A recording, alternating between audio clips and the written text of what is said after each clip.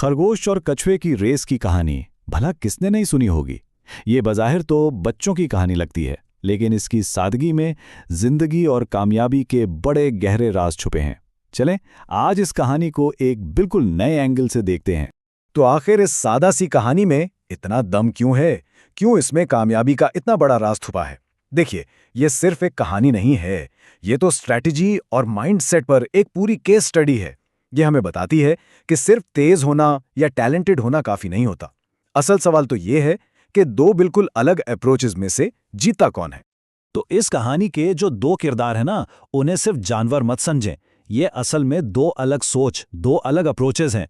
एक तरफ है खरगोश, जिसके पास नेचुरल टैलेंट और स्पीड है, और दूसरी तरफ है कछुआ, जो साबित कदमी यानी कंसिस्टेंसी की एक जिंदा मिसाल है। तो उनकी स्ट्रैटेजीज में जमीन आसमान का फर्क है। खरगोश वो अपने टैलेंट पर भरोसा करता है, उसे पता है वो तेज है, तो उसका प्लान सिंपल है, भागो और रेस जीत लो। जबकि कछुए को देखें तो उसके पास स्पीड तो है नहीं, लेकिन उसके पास एक प्लान है, और वो प्लान बहुत ही सादा है, बस चलते रहना है, चाहे कुछ भी हो जाए। तो रेस शुरू होती है, और शुरू में तो वही होता है जिसका सबको पता था। खरगोश अपनी जबरदस्त स्पीड दिखाता है और कछुए को इतना पीछे छोड़ देता है कि वो नजर भी नहीं आता। और यहां कहानी का पहला सबक शुरू होता है कि टैलेंट अक्सर शुरू में आपको आगे तो निकाल देता है। ये टाइमलाइन देखें, ये रेस के सबसे अहम पॉइंट्स बताती है। शुरू में खरगोश आगे, बहुत आगे निकल जाता है, ऐसा लगता है गेम खत्म। लेकिन फिर रेस के बीच में अचानक खरगोश की प्रोग्रेस रुक जाती है, बिल्कुल जीरो। और बस यही वो टर्निंग पॉइंट था जिसने सब कुछ बदल दिया। और इसकी प्रोग्रेस क्यों रुकी? इस सोच की वजह से कि कछुआ तो बहुत स्लो है, मैं थोड़ा आराम कर सकता हूं। और बस यही वो सोच थी जिसने सारा खेल उलट दिया। इसको अपने टैलेंट पर इतना गुरूर था, इतना ओवर कॉन्फिडेंस था कि उसने अपने मुकाबिल की सबसे बड़ी ताकत कंसिस्टेंसी को बिल्कुल ही अंडर एस्टिमेट कर दिया। ये तकब्बुर का एक ट्रैप था और वो सीधा उसमें जा फंसा। अच्छा, खरगोश की गलती तो समझ आ गई, लेकिन अब फोकस करते हैं कछुए पर। इसकी स्ट्रैटेजी क्या थी? इसकी जीत किसी जादू या अचानक स्पीड बढ़ने से नहीं हुई। नहीं, इसकी जीत के पीछे एक बहुत ही सादा लेकिन पावरफुल उसूल था। और जीत की वजह बहुत ही सादा थी।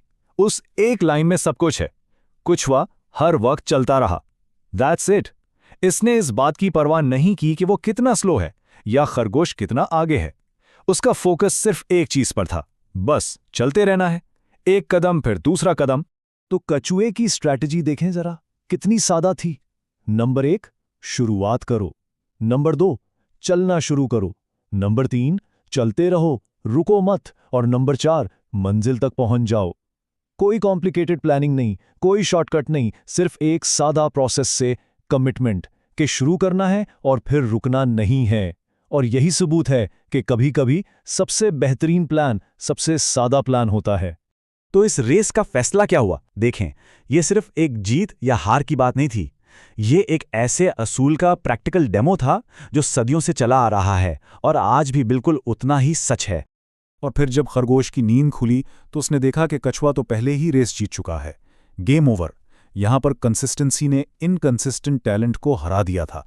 और सबक बहुत साफ था, जब आप रुक जाते हैं तो इससे फर्क नहीं पड़ता कि आप कितने टैलेंटेड हैं, जो मुसलसल चल रहा है वो आगे निकल ही जाएगा। तो इस पूरी कहानी से हमें सबक क्या मिलता है? कुछ अहम बातें हैं। पहली, टैलेंट कोशिश का मुतबादिल नहीं हो सकता। दूसरी, कंसिस्टेंसी हमेशा लॉन्ग टर्म में जीती है। तीसरी, ओवर कॉन्फिडेंस प्रोग्रेस का सबसे बड़ा दुश्मन है।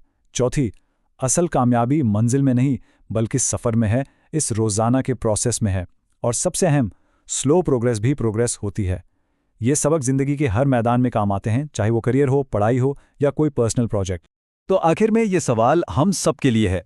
हम अपनी ज़िंदगी की जिस दौड़ में भी हैं, उसमें हम खरगोश हैं या कछुआ?